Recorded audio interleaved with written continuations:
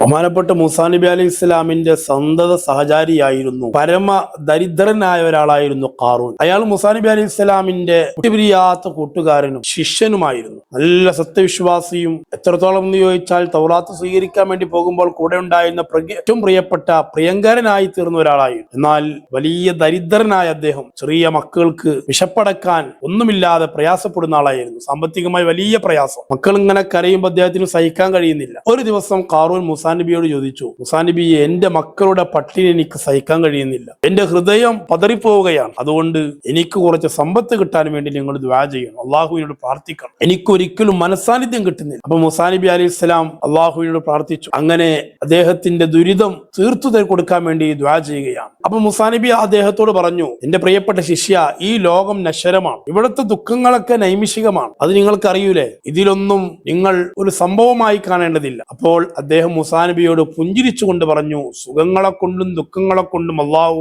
മനുഷ്യരെ പരീക്ഷിക്കുകയാണെന്ന് എനിക്കറിയാം, പക്ഷെ ഇബാദത്ത് ചെയ്യാൻ ഒരു മനസ്സമാധാനം കിട്ടണം. എന്റെ മക്കളുടെ പട്ടിണി മാറിയാലല്ലേ എനിക്ക് മനസ്സമാധാനം കിട്ടുകയുള്ളൂ. ഇബാദത്ത് ചെയ്യുമ്പോൾ എന്റെ മനസ്സിലുള്ള ചിന്ത ഈ വിഷയത്തിലാണ്, ഒരു മനസ്സാന്നിധ്യം കിട്ടുന്നില്ല. അതുകൊണ്ട് റബ്ബിനോട് ദുആ ചെയ്ത് എന്റെ ദാരിദ്ര്യം മാറ്റിത്തരാൻ വേണ്ടി നിങ്ങൾ പറയണം. ഖാറൂന് വല്ലാതെ നിർബന്ധിപ്പിച്ചു. അപ്പോഴും മൂസാ നബി ഉപദേശിച്ചു, പ്രിയപ്പെട്ട കൂട്ടുകാരാ, പണം അത് വലിയ വിപത്താണ്, അത് നിങ്ങൾക്ക് വലിയ വിപത്തായി മാറും, അത് നിങ്ങൾക്ക് ഓർമ്മയില്ലേ? അദ്ദേഹം പറഞ്ഞു, മൂസാ നബിയോട് പറഞ്ഞു, ഞാൻ അള്ളാഹുവിന്റെ വിനയമുള്ള ഒരു അടിമയായിക്കൊണ്ട് തന്നെ മാറും, എനിക്കൊരു പ്രശ്നം ഉണ്ടാവില്ല, നിങ്ങൾ എനിക്ക് സമ്പത്ത് കിട്ടാൻ വേണ്ടി ദുആ ചെയ്യും. എത്ര ഉപദേശിച്ചിട്ടും അദ്ദേഹം അത് കേൾക്കുന്നില്ല. അദ്ദേഹം പറയുന്നു, മൂസാ നബിയെ, എനിക്ക് സമ്പത്ത് വേണം എന്ന് തന്നെ പറയുകയാണ്. മൂസാ നബിന്റെ ഉപദേശം ഒന്നും ആ പട്ടിണിപ്പാവത്താനായ മനുഷ്യന്റെ മനസ്സിൽ ഒരു ചലനവും സൃഷ്ടിച്ചില്ല. അയാളുടെ സമ്മർദ്ദത്തിന്റെ ഫലമായി മൂസാ നബി അള്ളാഹിനോട് ദുആ ചെയ്തു. ഹാറൂൻക്ക് വലിയ സമ്പത്ത് കിട്ടി. ക്രമേണ അദ്ദേഹം ധനികനായി മാറി. എല്ലാ സുഖങ്ങളും സൗകര്യങ്ങളും വർദ്ധിച്ചപ്പോൾ ഈ ഭൂമി തന്നെയാണ് സ്വർഗം എന്ന് അയാൾ ചിന്തിക്കാൻ തുടങ്ങി. അത്രത്തോളം സമ്പത്ത് അദ്ദേഹത്തിന്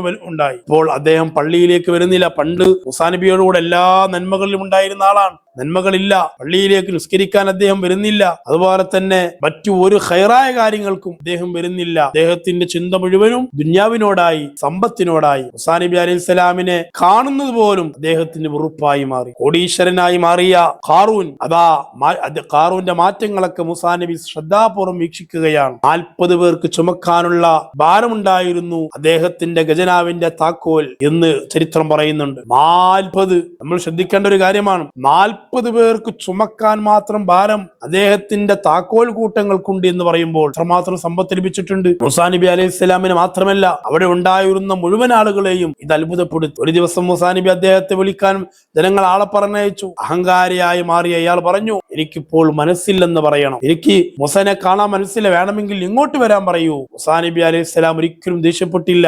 മൂസാ നബി പറഞ്ഞു, അഹങ്കാരം അത് ധനത്തിന്റെ കൂടപ്പിറപ്പാണല്ലോ, സമ്പത്തുണ്ടായാൽ പിന്നെ അഹങ്കാരം ഉണ്ടാകും, അത് കൂടപ്പിറപ്പാണ്. മൂസാ നബി അലൈഹി സ്വലാം തന്റെ ദൂതനെ വീണ്ടും ഹാറൂന്റെ അരികിലേക്ക് പറഞ്ഞു. എന്നിട്ട് പറഞ്ഞു, സമ്പത്തിന്റെ ഒരു വിഹിതം സക്കാത്ത് നിർബന്ധമാണത്, ഔദാര്യമല്ല.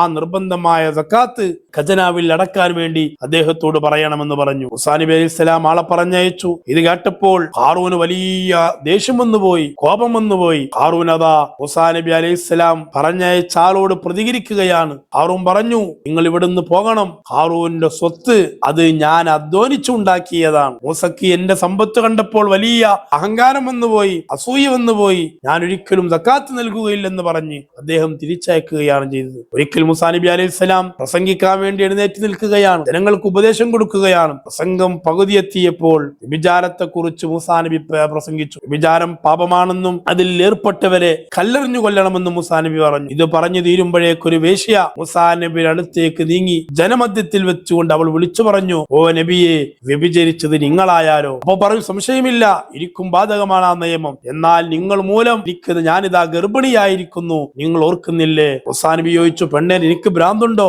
നീ സത്യം പറയണം, ഇല്ലെങ്കിൽ നിന്റെ തലയിൽ വലിയ ഇടുത്തീഴ് വീഴുമെന്ന് പറഞ്ഞു. ആ സമയം അള്ളാഹുവിന്റെ സഹായത്താൽ എനിക്ക് നിന്റെ തലയിൽ ഇടുത്തി വീഴ്ക്കാൻ കഴിയുമെന്ന് പറഞ്ഞപ്പോൾ ഈ പെണ്ണ് പറഞ്ഞു, നിങ്ങളാണ് എന്നെ വ്യഭിചരിച്ചത്. സ്ത്രീയുടെ ആരോപണം കേട്ട് ജനങ്ങൾ അമ്പരന്ന് പോയി. അവരെ നോക്കിക്കൊണ്ട് മൂസാ നബി പറഞ്ഞു, ജനങ്ങളെ, ഈ സ്ത്രീ പച്ചക്കള്ളമാണ് പറയുന്നത്, അതുകൊണ്ട് തന്നെ അതിനൊരു ദൃഷ്ടാന്തം കാണിക്കാൻ ഞാൻ അള്ളാഹുവിനോട് പ്രാർത്ഥിക്കാൻ പോവുകയാണ്. ഇത് കേട്ട് ഭയന്ന് വിറച്ചുകൊണ്ട് സ്ത്രീ പറഞ്ഞു, ഇടറുന്ന സ്വരത്തിൽ ആ പെണ്ണ് പറഞ്ഞു, മൂസാ നബിയെ, നിങ്ങൾ അങ്ങനെ ദുആ ചെയ്യരുത്, ഞാൻ വലിയ തെറ്റ് ചെയ്തിരിക്കുന്നു, നിങ്ങൾ നബിയാണെന്ന് എനിക്കറിയാം, പക്ഷേ എന്നെ ഇങ്ങോട്ട് അയച്ചത്? മൂസാ നബി പറഞ്ഞു, നീ ചോദിച്ചു ആരാണ്? മൂസാ നബി ചോദിച്ചു, ആരാണ് എന്നെ ഇങ്ങോട്ട് അയച്ചത്? അപ്പൊ പറഞ്ഞു, നീ ആർക്ക് വേണ്ടിയാണ് ഇത് പറയുന്നത്? അങ്ങയുടെ ശത്രുവായ ഖാറൂനാണ് എന്നെ ഗർഭിണിയാക്കിയത്, അയാളാണ് എന്നെ ഇങ്ങോട്ട് അയച്ചത്. ഈ സത്യം അവിടെ തുറന്നു പറഞ്ഞപ്പോൾ ജനങ്ങൾ ഇത് കേട്ട് അന്തം വിട്ടുപോവുകയാണ്.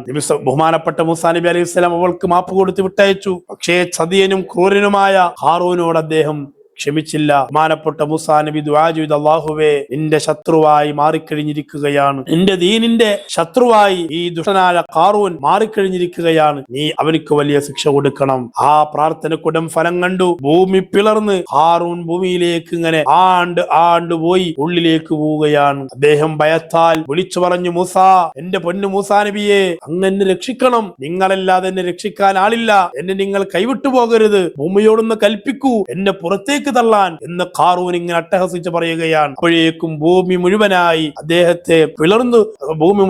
പിളർന്ന് അദ്ദേഹത്തെ മുഴുവനായി കൊണ്ട് താഴേക്ക് കൊണ്ടുപോയി. പ്രിയപ്പെട്ട സഹോദരങ്ങളെ, സമ്പത്ത് കൂടിയാൽ അഹങ്കാരം വന്നു പോകും. അഹങ്കാരം വന്നാൽ പിന്നെ ദീനില്ല, അവനക്ക് മതമില്ല. ഇതല്ലേ നമ്മൾ കണ്ടുകൊണ്ടിരിക്കുന്നത്? സമ്പത്തില്ലാത്ത കാലത്ത് പള്ളിയിൽ സജീവമാണ്, എല്ലാ ദിക്റിന്റെ സ്വലാത്തിന്റെ മജ്‌ലിസിൽ സജീവമാണ്, ഉള്ളതുകൊണ്ട് മൗലിദിനും സ്വലാത്തിനും സഹായിച്ചവനാണ്. അള്ളാഹു സമ്പത്ത് കൊടുത്തപ്പോൾ പള്ളിയില്ല, ദിക്റില്ല, സ്വലാത്തില്ല, സുന്നി എന്ന് പോലും പറയാൻ അവനക്ക് മടിയായി. വിദേഹത്തിലേക്ക് അവൻ കയറിപ്പോയി. നഊദു ബില്ലാഹ്. ഖാറൂന്റെ അവസ്ഥ നമുക്കുണ്ടാവരുത്, നമ്മുടെ മക്കളിൽ ഉണ്ടാകരുത്, കുടുംബത്തിൽ ഉണ്ടാകരുത്. അള്ളാഹു തആല നമുക്ക് സലാമത്ത് നൽകട്ടെ, സമ്പത്തിലൊക്കെ വലിയ ബറക്കത്ത് അള്ളാഹു നൽകുമാറാവട്ടെ.